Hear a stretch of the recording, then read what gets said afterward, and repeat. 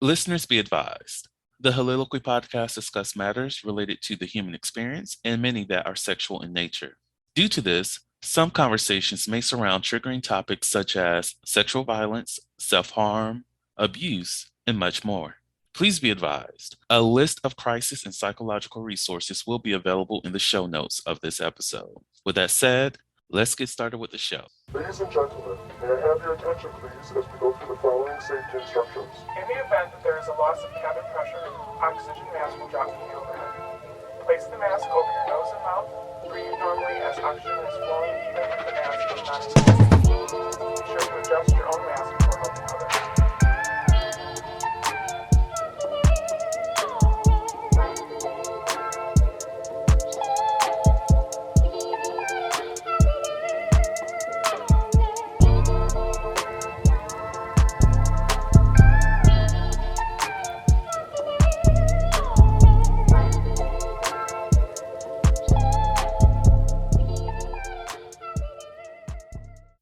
Hello, everyone. Welcome to the Soliloquy podcast, where we step out and speak on sexuality. This is your favorite host, Vernon T. Scott, also known as Slater Jackson, and for you freaky motherfuckers out there, Sebastian Adams.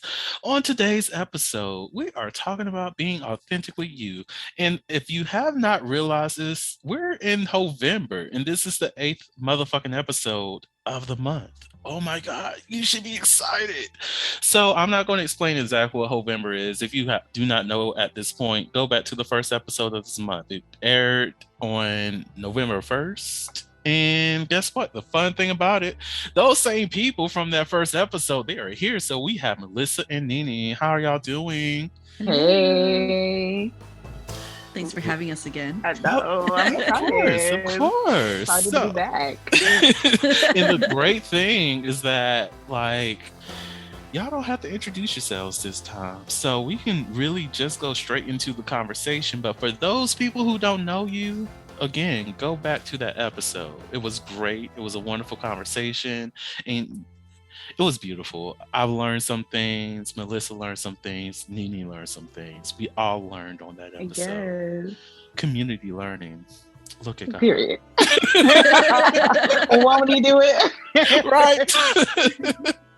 So just to let y'all know who are listening out there, I will be drinking during this episode because it's Heauxvember. It's a time of celebration, and a motherfucker's going to get lit because why not? Do not drink and drive, people. We do things responsibly around here, and that also includes other intoxicants like marijuana and all those other stuff. Even if you out here getting high on motherfucking Benadryl, still don't drive, motherfuckers. Relax, enjoy it. So, Not the Benadryl. gotta cover everything because motherfuckers be motherfuckering too hard. So right, no, but for real though. y'all not gonna be like, look, I was listening to a podcast. It was called the whole something like that podcast, and the host said I should get lit. I didn't say you need to go drive. I said not a damn. The disclaimer was there. Listen to the episode. Remember what I said. I said act right, okay? But in this episode, we will be talking about being the authentically you. So, to start off, Melissa, if you don't mind, what does being intentional mean for yourself? What does being intentional? I feel like being intentional is doing it out of your own self, right? Like you're not doing it for anybody else but yourself. Mm-hmm. You've thought it through. There's no like influence necessarily. And yeah, what does being intentional? I had to think about that for a while because I was like, what does it mean to be intentional? Such a hard question. Such a philosophical question. It is. It really is. You know, on this podcast, that's some questions are hard to answer. And I know we got stumped on a couple last episodes. So, and I still get stumped on some things to this day. What about you, Nini? What does being intentional mean to you? See, it's hard, isn't it? Right. I was really thinking about it too. I was like, I really think it just means like being proactive with yourself. Making sure you do things for the right reasons, for your own right reasonings. Like, you know, sometimes it may not make sense to other people, but you know, if you do it with good intentions, or if you're doing it, you know, being yourself, I think that that's what it ultimately means to me. Like, for me, it's hard to define being intentional without using the word intent. And even on that, it's like, what does intent mean? Like, the intent behind this action, yeah, we have a dictionary version of what that means, but at the same time, the dictionary don't put the word in action. Right. Intent in itself has force behind it. It has motion behind it. And to act in that motion for yourself and moving forward in a guided or goal-oriented way, like, I think that will be the best way to define it. Being intentional is that you're setting a pace, you're setting a goal, and you're achieving that. But in being intentional, in terms of like with other people, like, I think about whenever I'm looking to date somebody, the intent is to find someone that's a long-term partner. So in order for me to do that, I have to have that conversation with them up front about, okay, this is what I'm looking for here. And if they agree upon that, that means to me that we're moving in the same path. And that, once that agreement is made, is when it becomes intentional. Otherwise, it's just something that's up in space, something that's up in the air, and it's not anything that's really going to change. So yeah, I think that's the best way I can define it. I guess you could say, like, knowing your why. Like, why are you doing this? And doing it because you know why. You know, figuring out why you want to do it, why this is your goal, your objective, and then acting upon it. I like that. So I agree. Well, since we're talking about whys now, this is not really a part of the episode, but what is your why? If you were to define your purpose for today, not your life's purpose, because come on, that's hard to define, and that shit shifts as you go along. Because at one point in my life, my life's purpose was to be a chef, and I don't cook for anybody and rarely cook for myself, so it's not that.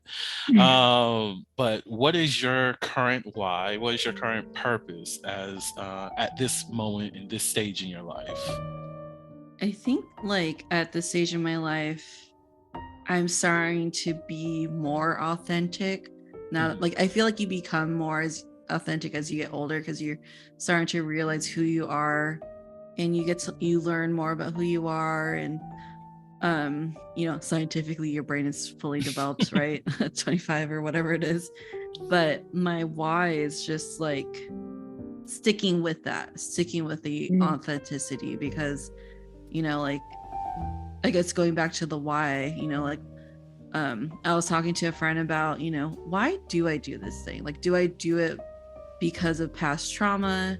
Do I do it to please other people? Am I really doing it for myself, or is it for someone else, or is it like reacting to something and it's not really for my own good intentions, or like for myself?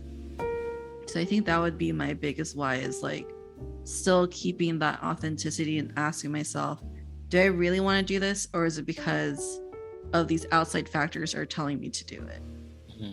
And then sticking to that, because I feel like I don't know, I feel like you guys are like this, but I still sometimes have like my mom or my dad in my head when I'm making a choice. You know, they're like always there, like, are you sure you want to do that?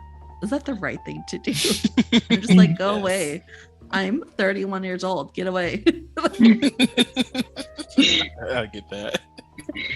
Yeah, I definitely understand. I think my why and my purpose right now is just to teach and learn. I'm all about enlightenment, you know, figuring things out, and like Melissa said, like, just really trying to stay authentically me while learning like, okay, this lesson is for me, or this lesson is necessarily not for me. so I don't have to change it. Like really discerning what to take in and what not to take in, and being an example. Especially for my daughter and just other people around me, because I think in the past couple of years people have told me that they've learned a lot from me. So now it's just learning from them, as well as continuing to teach them, and still learning and discerning what I need to grow, and what I can keep. I'll say for myself, my current why is to further understand myself and to really get back into that version of myself that allowed a lot more playfulness, that allowed a lot more emotion and feeling in the things that he did, and reconnecting with him, and allowing other people to take part in that journey too, because a lot of the things that I'm currently doing is really out of selfishness and making sure that I'm honoring myself and taking ownership of the past that I allowed me to lose myself in helping others, and healing from that, accepting that that was a phase in my life and it doesn't have to be my entire life, and recreating exactly who I am when I can serve other people while also serving myself. So I would say that will be my main why of why I do a lot of the things I do, be it even the podcast, my constant seek of new knowledge, the new thing that I've been doing on Instagram, just educating people about accessing therapy services, and just having those conversations in Black spaces, to truly normalize that for some of my family members who refuse to accept that they need therapy, as well as for those individuals who may come across my page and just learn something from it. So it's a way for me to still serve others while at the end of it, intentionally serving myself. So that will be my current why and purpose. Yeah. And something came up within this conversation I wanted to ask both of you is it easier to not be your authentic self versus just being whoever other people want you to be, or assimilating into the popular narrative, like just going along with the crowd? Which one's easier for you? I feel like it's exhausting pretending, right? Especially depending on the crowd you're trying to like be fake around, like if you don't believe in their same values, if you don't agree with anything that they agree, like it's just exhausting because you're constantly thinking and constantly trying to make sure that you conform, and like there's no freedom of speech in that, in that zone or that area. And I think that's why I kind of sometimes being around certain people in my family can be just so exhausting, because I gotta be like the good Christian girl or something, or like the good, or like don't say anything accidentally, and you're constantly like thinking about it. But if you can be around like people like my husband, for example, or my best friends, where you can just be yourself, then it's just worry free. You get to just speak freely and do and be whoever you want, or you truly are. Right. She definitely hit it on the head. Like she definitely said everything. I've been on both spectrums. I'm currently on my own, kind of like fuck you era, I don't give a fuck. Yes. Era, Welcome. And it's hard, like not saying fuck you, that part is getting easier, but like it's hard. It's hard pretending to be somebody that you're not, because now you have to keep up that persona, and I found that it wears down on you in the long run, because now you're battling with yourself of, all right, this is what I really believe, but this is what I told everybody I believe to fit in. So now you're having to undo, and now you're losing those friendships and stuff like that. So had I just, been me from the get-go, like, I feel like I probably wouldn't have been going through that. So it's a whole lot easier just to, be you. Yeah, I agree. Like, I think I think there's like that level of fear that many people have to approach when it comes to starting their journey of being authentically them, that truly does make it hard, because it's like I will have to build all these new relationships again, because I finally found a community, though I'm operating in a fake identity to access this community and access this space with these people and these bonds that I've formed with them. So there's a protection that's simple, it's easy, you know who you have to be. And I feel as though many people fear having to confront who they are authentically, because now they have to learn a new self, a new sense of self. And that's a scary process. That's a lot of work in just knowing that, some of these relationships will be torn apart, or knowing that I may not be able to operate in certain spaces the same way because of this. That I might want to sacrifice being my full authentic self just in order to secure these spaces, to secure these friendships. And personally, I feel like that's unfair to that individual. But I think that's a reason why so many people fail to embrace their authentic self. And I even know from my own personal experiences, like many of my friends to this day still think that I enjoy drinking. Yeah, I will have drinks because I'm drinking right now, but I don't like to get drunk. I don't like to be in a space where I don't know what's going on around me. And it's not necessarily a lack of control that is an issue, because look, I'm okay being a sub for somebody. I'm okay with being a dom for somebody. I'm okay with switching up the roles with people, but it's about having that full autonomy of the spaces that I'm in. Yes, I can get drunk around certain people. I can get drunk and have fun these other spaces, but that's not who I'm all about.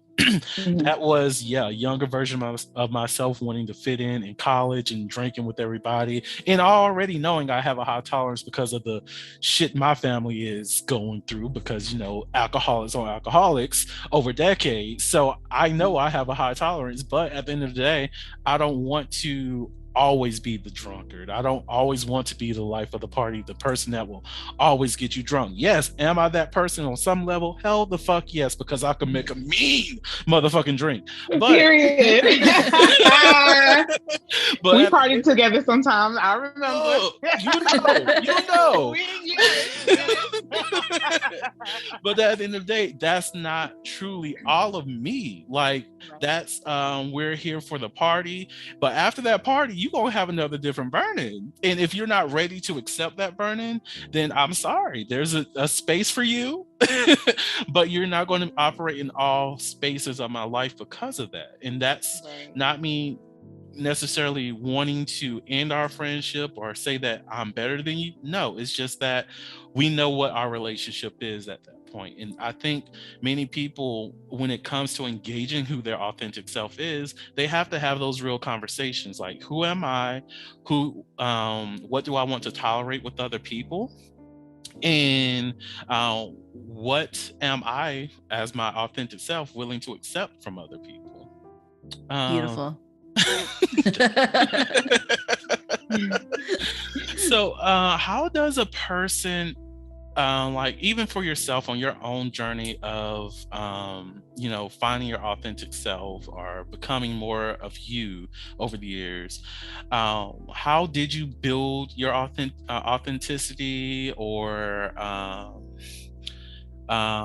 do you have any tips that somebody might can take away from your journey? Either one of you. I think it gets easier with age, for sure. Because I remember, like, in high school and college, I was so concerned about, like, having a bunch of friends, being invited to parties, getting to go out, do things, you know. But like as I get older, I mean, one, not only am I tired, Thanks. and like And an can't drink introvert. like I used to. Yeah. It's just like, I think it goes back to, you know, when you were asking if it's tiring to be authentic or not be, or to be or not be. And it does get tiring to like constantly get that or want that reassurance from people or get that affirmation from people and, you know, seeking out for it. So I think what helped build my authenticity is just not caring so much about others, not caring so much about like the value I place on people liking me, you know, like not basing my value on, you know, the number of friends that I have, the number of likes that I get on like social media, or the number of interactions I get, or anything like that, and just doing things because I like to do it and being around people who are okay with that. You know, I think overall, the less you care, I guess, about other people and more you care about yourself, I think you'll just naturally become more authentic. Yeah. What about those relationships that you lose in that process? Sucks for them. No, Honestly. The real talk. But for real, it's kind of like, you know, it does suck. I've currently and recently kind of gone through situations like that where, you know, I started to discover like who I am. And, you know, coming back from my hermit phase and everything like that. And I had some friends who just didn't get it. And it wasn't me just like, initially it's not me distancing myself. It was just me, you know, trying to figure out who I am and where I want to go and stuff like that. And realizing that, okay, I am a people pleaser and this is not getting me anywhere but hurt internally. So it's like I had to step back in order to undo some of those patterns to prep myself to go back into society. So, you know, some friends didn't understand, like, you know, I had people pleasing patterns and stuff like that. And now I'm setting my boundaries and I see that it's making you mad. So were you never really my friend, or were you there just to take advantage of me and what I was offering you? Somebody just so got face. So, you know, it really is like a, you know, I feel like if you're my friend and if you were genuinely my friend, you would accept the changes that I go through. And if you don't understand them, like, you know, I've opened the floor for you to have that conversation with me. And especially if I'm opening the floor for you to have that conversation and letting you know, like, hey, like, I don't want to lose a friendship over this, and we can really talk about it so I can understand where you're coming from and you can understand where I'm coming from. And if you're not taking that opportunity, then I don't know what to tell you. Like, you know, I can only be the bigger person so much. So if you want to dismiss yourself, like, for my sanity, it hurts me. It hurts like hell, but you're not aligned with what I want as a friend and who I would want to consider like a friend, a family member and stuff like that. So, you know, deuces, I'll see you next lifetime. Maybe we'll get it together then, but just not this time. Right. Absolutely. We'll come back to that soul contract when we get to it. Right. Universe, just run that one back because that lesson was not learned this time. Run it back next time.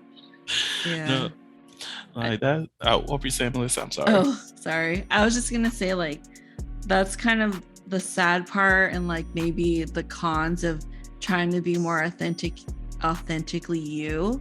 But I think the positive is that, like, yeah, your friend group is gonna shrink, because mine definitely shrank, really tiny, but the end product is like the best people ever. Like some of my favorite people, like they are who are part of my life and who I consider as family. So yeah, it sucks. You're gonna lose some friends, you're gonna lose some family members, but you're gonna end up with, like, you know, your true friends and true, family.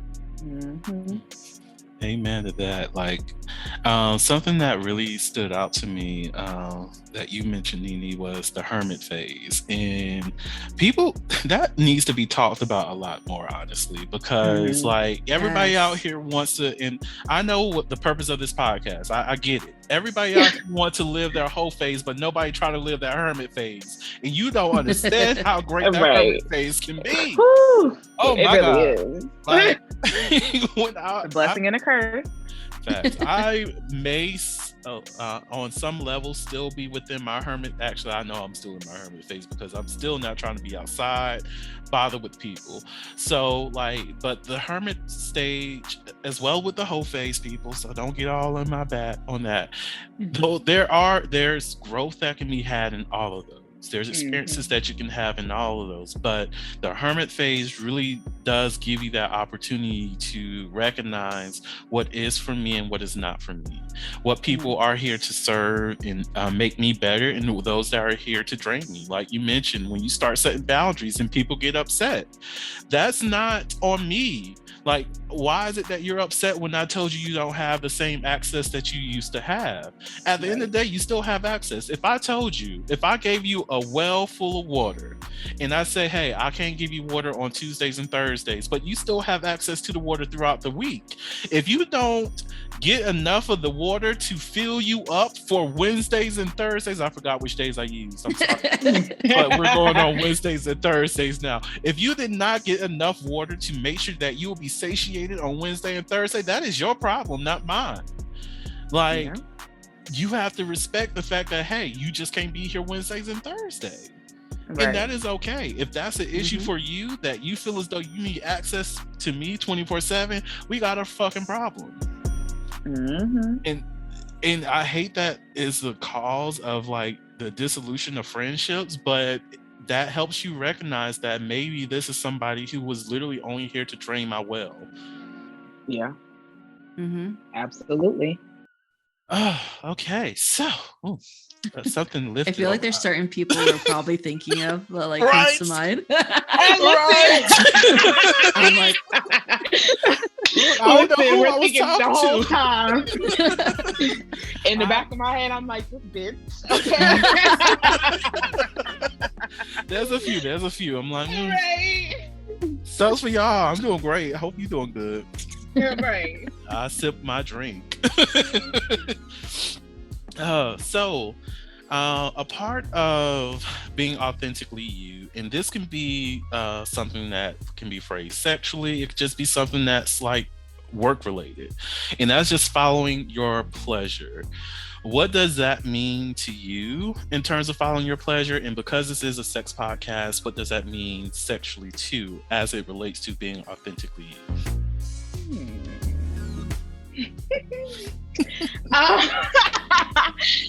I think honestly, it's just being open with your partner and letting them know, like, I have certain kinks that Brendan may not have, or that he may not have explored until he got with me, because I could be, actually a crazy motherfucker, I think that. And you know what? And honestly, it was kind of like a push and pull for us. It was some things that I had to adapt to, and there's some things that he had to adapt to. But I just told him, I think it was just me like telling him, I've been in situations where I may have been like a little bit more afraid. And I think it didn't make the experience fun. Some people ended up dumped, but once I really got comfortable with what I liked with sex and stuff like that, I think I was really able to express it more, and we meet halfway. Even if if everything couldn't be explored, like at least we met like halfway on it. Yes. And what does following your, well, at least career-wise, Melissa, what does following your pleasure mean for you on that? Following my pleasure career-wise, I think having like the support to do that. Mhm. Or, you know, like because I was just talking to a friend about how we were talking about another couple, and the other couple, like, they don't want their wife to really do much. They kind of want to go that traditional route where they're like, you know, the woman stays at home and he makes enough money where she can do that. And I was like, why don't you want to do that? But, you know, whatever, teach their own. Like, I would love to be you know, a dog mom.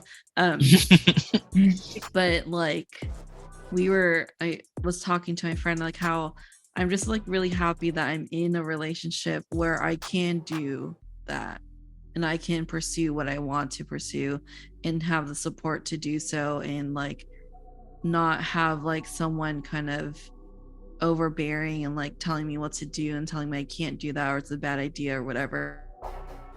Because at the same time, like, if I fail, I need to fail to learn from it, you know. Mm. So you can't, like, I don't know, it's kind of like the gold star like participant trophy thing. Sometimes you kind of just need people to like to follow their pleasure, to even know if that's really what they want, and if that's not what they want, at least they were able to do it and learn that that's not what they want.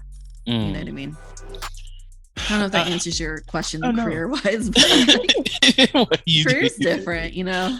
You did, and I know, like, even when it comes to self-actualization, and understanding what that means for yourself and what it is, like acknowledging your likes, dislikes, wants, your needs, and all of that, it can be a very tough thing. And I know, like, even for myself, it took isolating myself to understand about what it is that I want in my life and what do I find pleasure doing and what I want my daily routine to look like.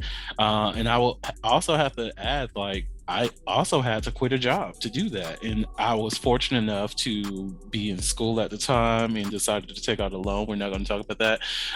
To make sure I could, you know, survive a couple months while I worked through a lot of the things I was going through and focus directly on me in that process to understand what those things I really liked were.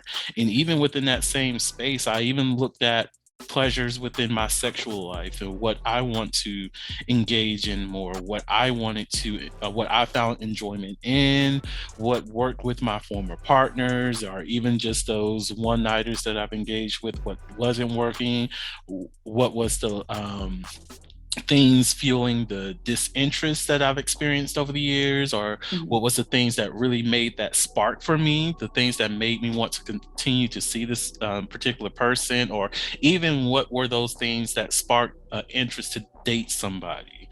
I needed to sit and actually understand and see what was it that was pleasing from these certain individuals. What was it that inspired me to want to do a little bit more, in order for me to, you know, step into that space of following my pleasures. Like, even when it comes to the podcast, I've been wanting to podcast for what, not 10, but like since 2016-ish.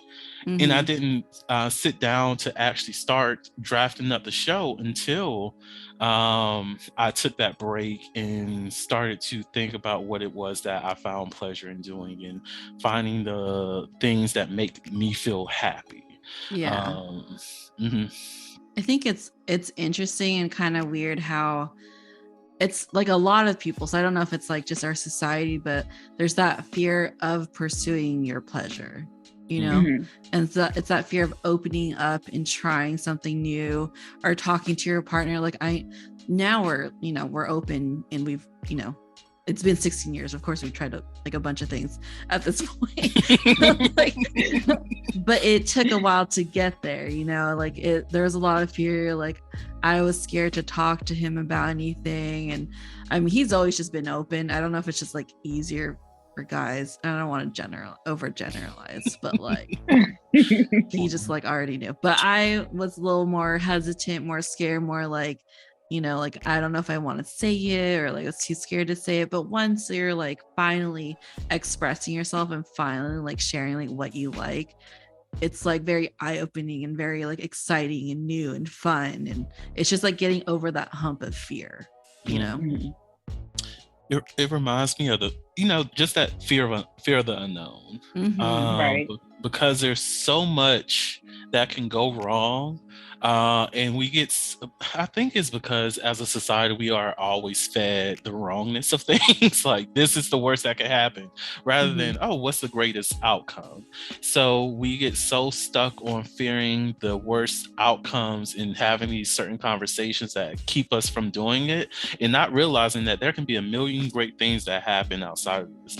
And oftentimes, by sharing and having authentic conversations with your partner, your friends, your family, you learn that, oh, we can build a stronger connection because of these conversations. We can figure out mutual interests from having these conversations. And now I'm thinking about older generations, and I'm starting to feel bad for a lot of them while we're having this chat, because I think about, like, even whenever I go, like, my relationship with my aunt is amazing. Like, we talk about great things. Like, we were in a movie theater one day, and that one queer movie with all these people, they're doing this, I forgot the name of it, but she literally was like, oh my God. She looked to the left and looked to the right, and it's like, oh my God, I'm up in here with gay motherfuckers. I was like, bitch. like having the space of just being joyous and having fun, and like, we can talk about all kinds of different shows with each other, share like conversations about Game of Thrones, and how both of us is like, yeah, we tired of this little incest shit, but at the same time, we cannot turn the fuck away. Right. Because yes, we are okay with the cousin fucking, well, the uncle fucking the niece. I know y'all like, oh my God, Vernon, what the hell you talking about? If you're not watching House of the Dragon, shut up, leave us alone. But like, we could have these conversations. Like, we could have these conversations to build our bond and build our connection and everything like that. And I just hate that other families, other people of older generations sometimes get so stuck in trying to reserve the respectability of things that they refuse to be their authentic self, or even if that authentic self happens to be toxic for another person, I'd rather you just be you, and I can accept you as you, rather than you like hurt yourself every single day trying to put yourself out as being a good person. Look, not everybody's good, okay? Like, you can be a horrible person and have a good spirit, and it is what it is. Look, I'm mean as hell. I can read you for filth and not give a damn. And like, it's okay. Just be you. You will find somebody that accepts you, who respects you and love you regardless of how toxic, I guess, you may be. But at the end of the day, you still have community. Like, it's okay to just be authentically you. It's okay to do a little bit something different that you haven't explored throughout your life that you always wanted to do. We're here on this earth for a set period of time. You can be your authentic self, and it is okay. Right. And there should be people out there who like what you like. Like, one of the main things I learned from TikTok and Instagram is that we're not all very unique. Like, right. There's always someone else does that, like someone else likes that. Yeah, there's someone out there. Trust me. Then you realize I'm pretty normal after all. Okay. Right.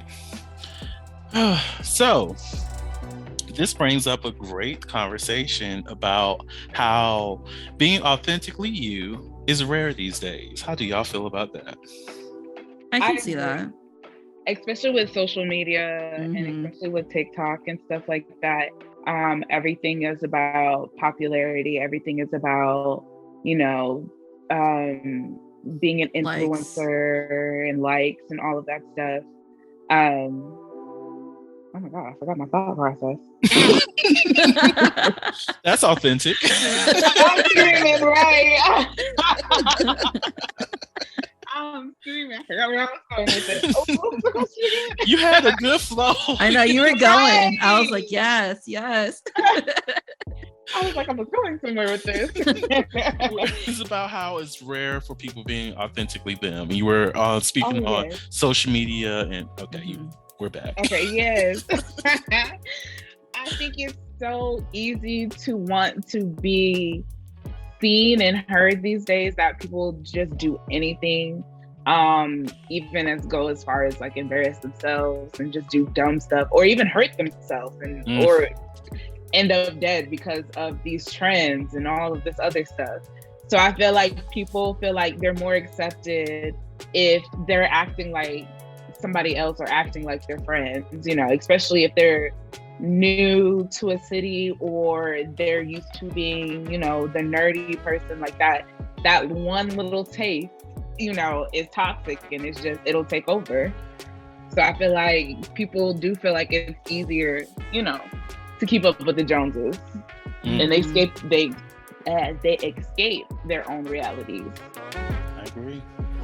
Did you have something that you want to add on to that, Melissa?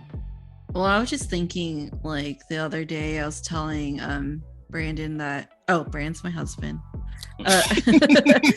Like, I'm really glad that we didn't have social media in high school, you know, because like you do one thing on accident, or one thing you didn't realize it was bad or whatever, and you post it, like, it's on blast. It's public, you know, people will ridicule you for it, bully you for it. Like, even just going outside, like, luckily I don't live in like super touristy place, you know, but like if I go to like I was thinking about this when I went to Seattle recently, that like I really hope I don't do something dumb that someone captures on their phone and then posts on social media. You know, it's always that constant fear. And so like you kind of have to, or you don't have to, but I think people tend to put on a persona when they're out in public, just so that, to make sure that they don't, like, you know, get caught on camera and they're like now the new Karen or something, or like or like, you know, get canceled or something like that. Like, it's with this new world, like there's just so much to be scared of. Right. That cancel culture is serious. It really is. The mob, my God.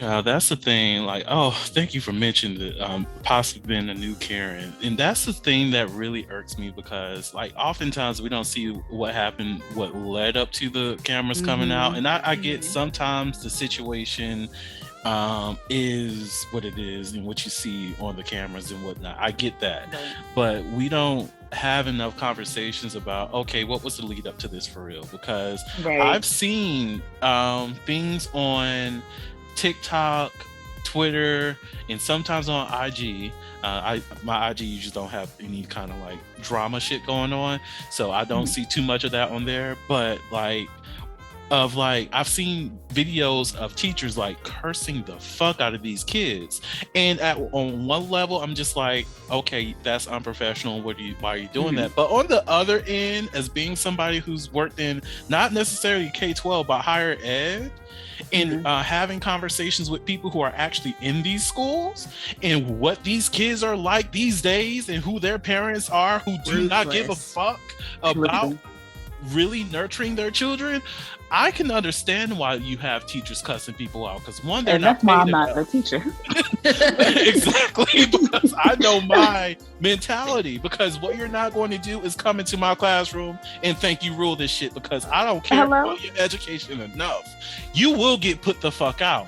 If you don't like that, well, you need to talk to your motherfucking mama, and I can have your mama or your daddy up here right the fuck now, and we can have this conversation. Does parent want to throw hands because motherfucker? Right, listen, I came from the school to pull the fuck up. What are we doing? Like, what we're not going to do is all of this BS, because like, it's so much stuff when it comes to like social media and people just wanting to get that outrage so that they can be they can go viral here, they can go viral there. And I'm just like, what's the purpose of this? Like, you go viral on this one day and you think that's going to be something sustainable? You think that, I did this one thing and I've gotten rewarded for that. A lot of people showed me attention. Now I have to do this multiple times just to get that same reaction. That's unhealthy. That's like, these people not getting a job. You're right. Like, it's so frustrating, like, to see these people who even go out in public and prank other people that they don't even know. Like, I saw that video of this dude who almost got shot. Again, Instagram, why would you show me this shit? But there was this person who was trying to prank somebody, and the person he was pranking pulled out a gun and shot at him. Like, oh wow. And I'm like, you thought this was a joke and you actively did this. Like, the thing I need for a lot of people to understand when it comes to doing these not fully thought out things is that there are always consequences for your actions. And sometimes those consequences can be good, and sometimes they can be very dire. You have to weigh those options before you do anything. And don't think just because it's a grandma ain't packing, because grandma may be. And on top of that, you can have conversations with people to let them know that, hey, like, you know, the Flyana boss, their videos, I can tell by how they, I don't think in all spaces, but some of the spaces that they're in, they have conversations with the people before they shoot and run through the city, whatever. Right. So people know, like, hey, we're recording, we're going to be coming through your business and doing all these things, but just know we're going to try our best to not disturb what the fuck is going on, because how else are they going to have a free runway throughout all the different areas that they're in? They have the conversations. If you're pranking somebody, you have those conversations, because otherwise you get what you get. No, but for real. Oh, I can't stand those prank videos sometimes. I saw the one recently where that guy was going into people's houses and that, just like randomly going into someone's house and sitting on their couch. And I'm like, that's terrifying to just have a stranger come in and just like, and it clearly was not like, in today's society. Oh, and they stole someone's dog, like just stole the dog from some old lady at the park. And I'm like, why would that poor old lady, she's just trying to enjoy her day, take her little dog out, and then you just go and snatch it. Right. See, this is that shit. Let somebody be in my apartment and Hello? and not paying a bill. Oh my god. Not saying I have a gun in my house, because I don't keep guns, but I do have a weapon, and you're not gonna be happy if I got to use that. Because I believe, I'm not even going to put that on air. Anyways.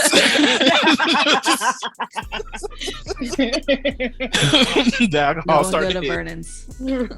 Not unannounced. Like, who are you? Oh, you're in my house already. Right. Okay. That's to be more careful. That's to be more careful. Are you walking out of here? Was that your intentions? Right. No, the follow will back up. All right. Back on topic. So we kind of hinted at this earlier on in the conversation, and that was like being your authentic self. As time passes, that you grow as you age and as you get a lot more comfortable with yourself and stop giving a fuck about other people's opinions, you start to become a lot more your authentic self. How was that experience for you all, and around what age did you just decide to just say fuck it to everybody else's opinion? Or if you don't remember your age, what year? I don't remember the age. I feel like it just happened. You know, like I think for me it was like after college, because at some point, you know, it took me 5 years to finish.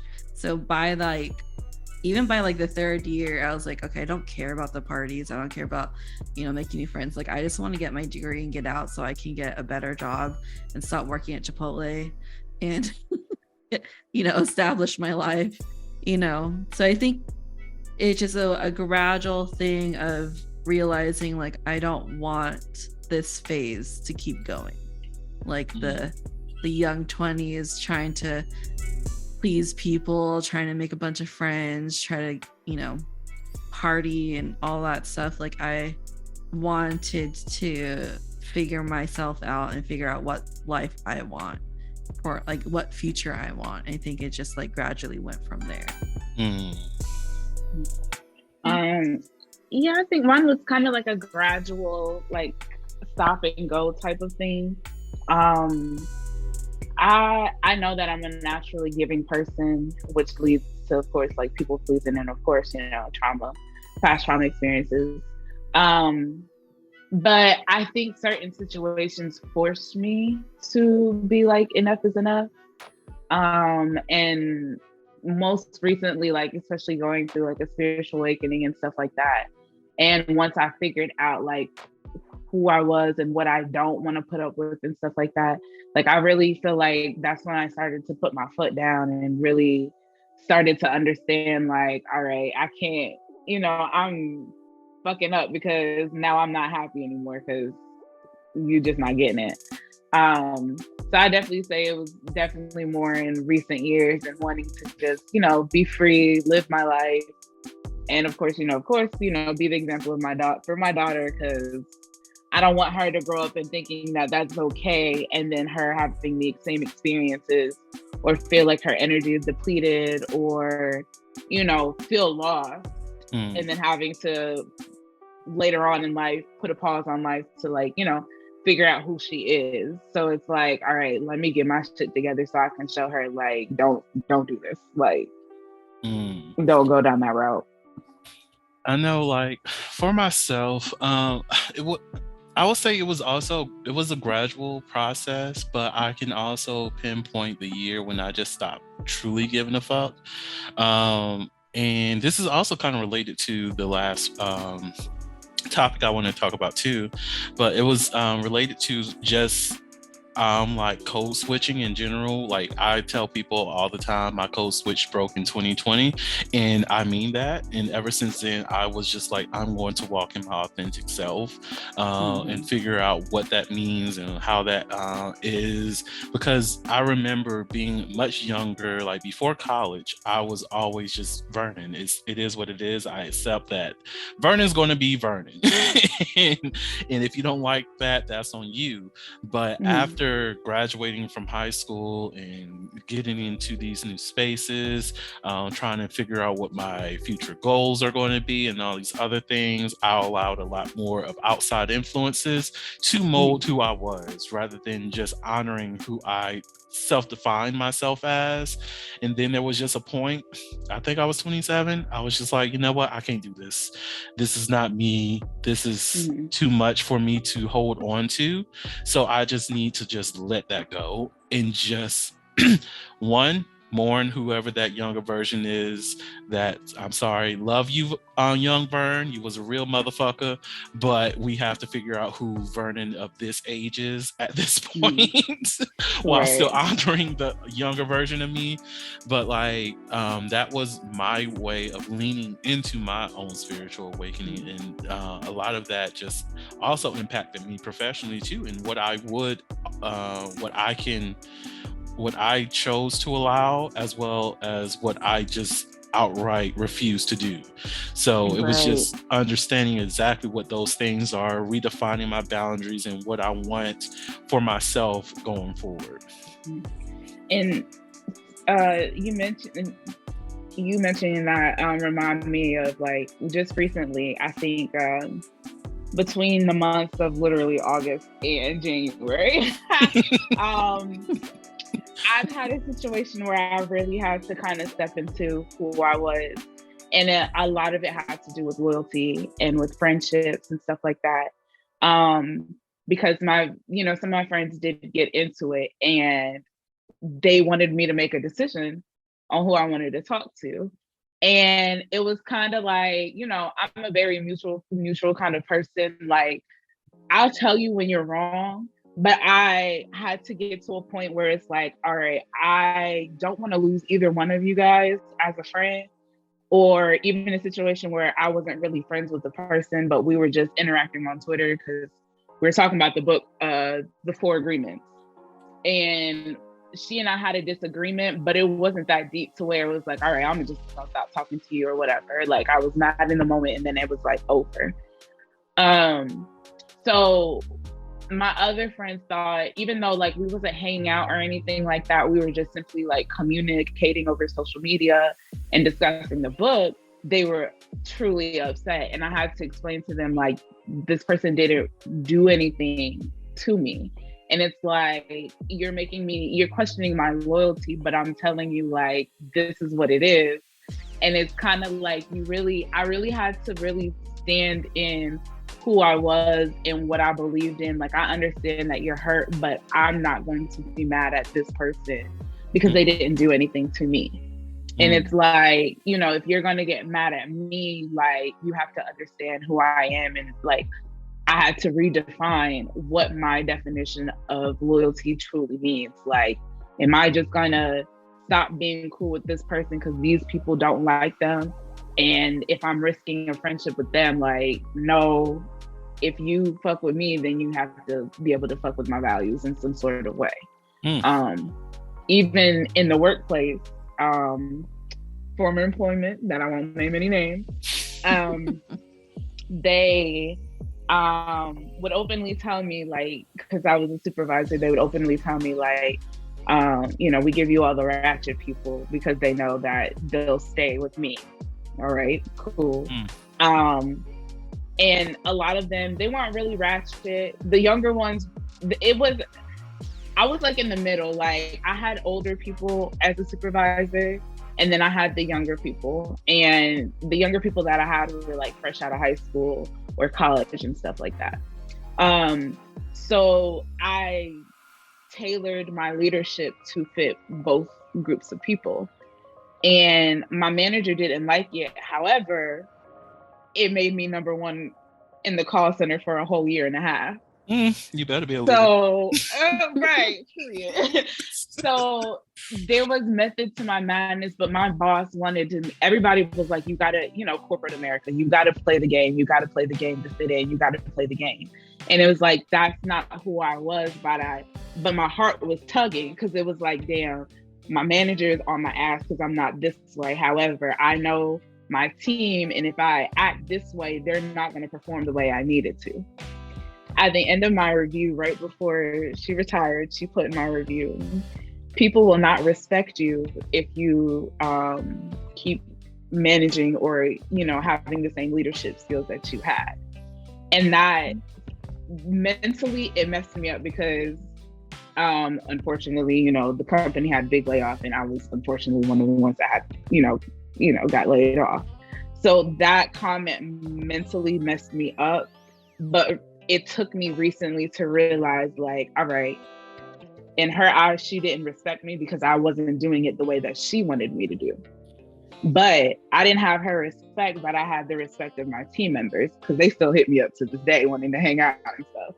So it's like, I had to choose to still be me, even though it was hard. And I did battle between giving them what the company wanted and knowing what was best to make sure that my team performed for the company, you know? So I really had to focus in on who I was as a person and who my leadership skills was, and really, really try to stick to that moving forward. And that was like one of the biggest lessons I learned, even in the workplace. Oh, you touched a hort on that one, because when I tell you, so the last topic is conformity in professional spaces. And no, you already touched it. I'm like, yes. And it's like how that promotes the idea of you becoming less authentically you. And I like, that's the thing that really, like, my first therapist, she's the one that pointed this out to me. She's like, Vernon, you got workplace trauma. Like, the way that you speak to me in terms of like your experiences working with people and what you want for yourself, like, it is clear that you cannot work for anybody, most definitely if it's something corporate related, because the mindset for corporate is something that's outside of your needs and something that's outside of my wants. Therefore, I can't operate as my full self within that, because I have to conform to that corporate mindset, and that corporate mindset is often against what I want for myself. Meaning, I want to be in spaces where we have actual leadership and actual conversations to improve the development of the people in the workforce. And it's not a profit mindset. It's about, We as a team, we can grow together, we can make our numbers, we can do all the great things for the business, make the money and all those great things, but everybody on this team feels respected. And that's Right. something that is outside of the corporate mindset, because if it's not about profits, then bitch, what the fuck are you doing here? Right. So Exactly. like over the years, I had to tackle the fact that the reason why I was so unhappy in higher education was not because of the work I was doing or the people that I was engaging with. It was because the systems themselves, the school that I was at, or the corporate insurance company that I was at, because y'all know who that is now. I say it again, Geico, because it's always shade to them. In those spaces that their main focus was not on the customers and making sure that they had the knowledge. Like even with Geico, the one thing I actually asked my supervisor, I was like, we have a internet department. Why is it that we cannot just send our customers over to them and they teach them how to use the online web service when we're trying to push them to use the online web service? Don't you think we'll have a lot less calls and spend the money that y'all want to save on calls if we teach people how to use it? And they were like, no, that's not what that department's for. They're only there to help people unlock their damn policies. Like, bitch, what the fuck? Right. Why are we? Again, it doesn't make sense. So, like, I had to come to the realization that for a person like myself who leads with empathy, who leads with actual leadership and wanting to build the teams, that corporate is just not there for me. Like, people who don't care about thriving in their authentic self, or if their authentic self matches with corporate America, that's the only places for them.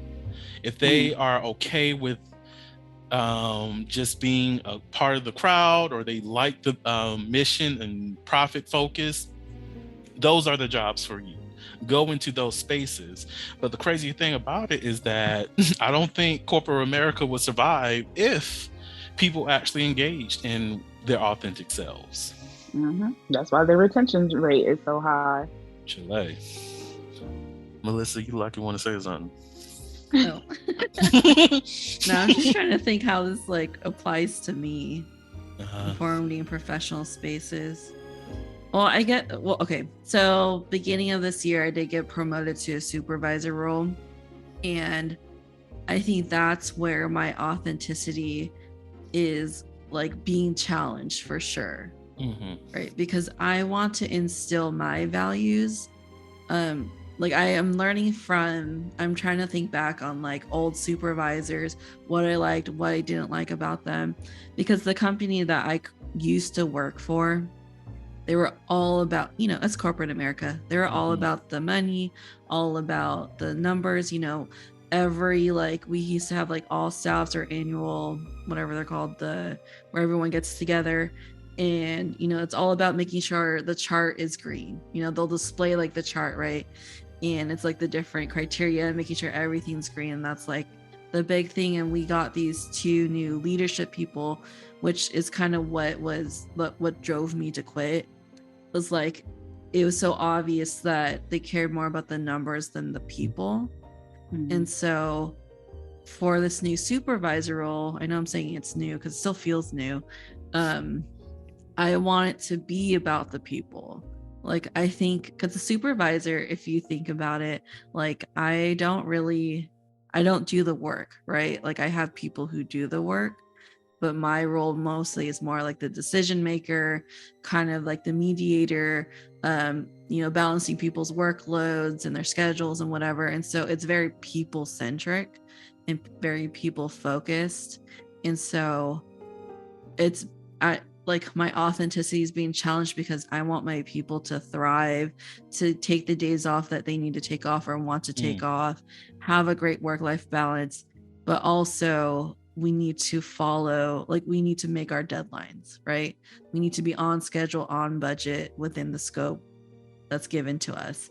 And so like to balance that out is very difficult and very stressful, but I'm trying like as hard as possible to not lessen or belittle like my own values and trying to instill that to people. But It's hard. It's rough. Yeah, it's a balance, but at the end of the day, you are Mhm. given leadership, and that's that's important. And we might as well acknowledge that that is how you become a strong leader. That you think about your team, you think about ensuring Mhm. that they have a work-life balance. Because, like, even when I was a supervisor for that brief and wonderful time, that's one of the things that I wanted to maintain, most definitely since I was working with students. And I told them from day one, you are students first. I don't give a damn what the hell Mhm. residence life has to say about anything. I'm here to advocate for you all and ensure that you have time to study, because what y'all are going to do, if you're going to be on my staff, you're going to graduate. I don't give a fuck. Right. You are going to graduate. And one of the things that I made sure I did, most definitely came to that second semester for them, I told them, we're going to have a system where if you need to be off, just let us know in advance, because a lot of them are last minute. And let's be real, some of them was going on some Greek stuff in the spring semester. But it's like, whatever y'all got planned this semester, we just need to make sure we have coverage. And one of the things I ensured was like, hey, I know since y'all are students, I don't know when your classes are going to come up and your exams are going to come up, but I want y'all to at least have a week off and a week on the schedule. And the way that we're going to do this, you're going to have 4-hour blocks. They only have an 8-hour shift until the night. The night people, which usually was like police officers, they come on duty to secure the area. So you get your 4 hours here, 4 hours there, and at the end of the month or the end of the week, you got your full 20 hours. Everything's Right. great. Everybody was good with it, and it worked in a phenomenal way. And the greatest thing about it is that they started to communicate with each other a lot more. They were like, hey, I know that, because they had partner days and partner time frames. So they knew, oh, I'm going to be having to study on this day. Do you mind working my Monday shift and I'll work your Monday shift this week? Like, it built a lot more camaraderie between them. They communicated a lot more. They supported each other more. They made sure that they stepped in whenever somebody else needed somebody. Like, that's leadership. And that's something that is actually frowned upon when it comes to corporate America, because how dare you give these people a full week off of work Right. when they need to be here every fucking week? No, allow them the time that they need to still be successful. They are getting the hours that they need for the entire month. No one's falling behind on that. So we're meeting the needs of what they're contracted to. It's all good. That was the same thing with us in our setting. We had something called like OCC, which was like time off the phone. Now my team, we had the highest call rates. They were making, their calls and stuff like that. But we had the worst OCC, and me and my boss would always go back and forth. But to me, it's like, number one, I'm not gonna get mad because you're meeting your goals, you're meeting your stats. My boss needed to trust that if I seen that your stats was not where it needed to be, you weren't getting up out of your seat. If you're performing for me, I'm going to be more lenient. I'm going to expect you. And she hated my team was always off the phone, but you also always made my team the tutors and stuff like that, because they knew what they were doing. So it's like, if my team can share the knowledge to help somebody else on another team get their stats up, then what's the problem? You know what I mean? Like, you're still making productivity, you're still getting the call, you're still making the money. They may be off the phones more, but they're still performing the way they need to. Now you're overexerting your workers, and now they don't want to work. They're making the money, but they don't want to work now because they're tired, and you're being a hard ass for no reason. Yeah. I think people forget that people are still people. Right. We're not machines. And like, I made this comment once. What did I say? Someone like thought it was super profound for some reason. But I said, like, even machines need to get oiled, Okay, that low key, honestly. That is a word. And it's true, everyone and everything needs a break.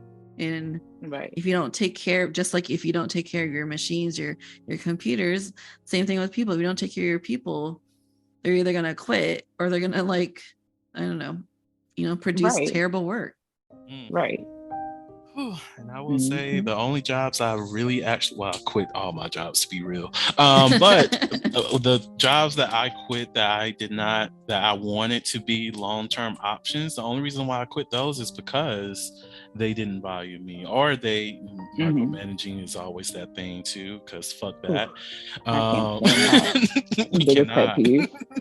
Biggest. So it's like, if I'm showing up for you on a regular basis and you fail to show up for me, look, I'm sorry, I don't do abusive relationships. I don't accept being gaslit by the person who's paying my check. I'm making you money, so you're helping me make my money. That's the plan here. As you continue to grow and I continue to make my money on the behalf of your company, that's all that needs to be said. That's all that matters. But as soon as you come to a point where you act like I'm not that motherfucker, we got a problem. Period. Because what we're not going to do is act as though I'm not adding value to this, regardless of what my metrics say. But let's go back to my Geico days. These motherfuckers started an entire different way in which they approach conversations on their calls because of this motherfucker here. But they didn't. Hello. I can relate to that. Hello. So, like, let's be real. You knew the value I was there. But you had issues when it came to other things, like most definitely when it came to promotions. So come on, corporate America is just not for me. And listen, I learned the hard way. All right. So I would say we're at the end of the episode. Now, I do want to answer one little question, because I feel as though somebody may be out there and they're asking themselves, Vernon, it's Heauxvember. This was not like a sex-based conversation. Why are you talking about being your authentic self and all these other things? Like, how does this combo relate to Heauxvember?